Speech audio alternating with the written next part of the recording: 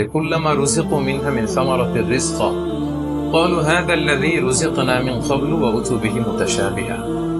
আমরা যখন জান্নাতে যাব, আমাদেরকে জান্নাতের যখন কোনো ফল দেয়া হবে, লেটস সে অ্যাপেল দেয়া হলো খাওয়ার জন্য, এই অ্যাপেল দেখি মানুষ বলবে এই তো আপেল তো দুনিয়াতেও খাইছি।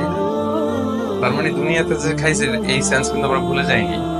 অনেকে জিজ্ঞেস করে যে আখিরাতের এই সেন্সেশনটা কেমন হবে, আখিরাতে কি দুনিয়ার সবকিছু আমার মনে থাকবে, দুনিয়ার যা যা ঘটছে সবই কি আমার সেন্সে থাকবে, ব্রেনে থাকবে, নাকি অন্যরকম জগৎ? এই আয়াত প্রমাণ করে দুনিয়াতে আপনি কি করেছেন সবকিছু আপনার মনে থাকবে। ফলে অ্যাপেল যখন দেয়া হবে দেখেই বলবে উতু বিহি মুতাশাবিহা, এরকম আপেল তো আমাকে দুনিয়াতে দেয়া হয়েছে। আর এটা তো আপেল, তো এখানে না কি ডিফারেন্ট কিছু দেয়া হবে? তো আপেল দিতেছে কেন এখানে? আপেল অনেকে আপেল লাইকও করে না দুনিয়াতেই, সেখানে যদি আপেল দিয়ে আপেল দেয় বা কমলা দেয় হয়তো মানুষ এরকম প্রশ্ন করবে, এবং কোরআন তো সেটা টেস্টিফাই করছে যে হ্যাঁ, মানুষ বলবে যে এটা তো আমরা দুনিয়াতেই খাইছি। তখন আল্লাহ বলবে যে না, এটা অ্যাপেল, বাট দুনিয়ার অ্যাপেলের মতো। দুনিয়ার আপেলে একটা স্বাদ পাওয়া যায়, এই আপেলে হাজার স্বাদ পাওয়া যায়।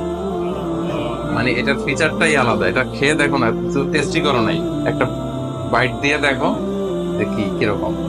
তো এই আয়াতটা আমি আনলাম এজন্য যে মানুষের সব খেয়াল থাকবে, দুনিয়াতে কি হয়েছিল, কি খাইছিল, কি করছিল, তার সব হিস্ট্রি তার মনে থাকবে।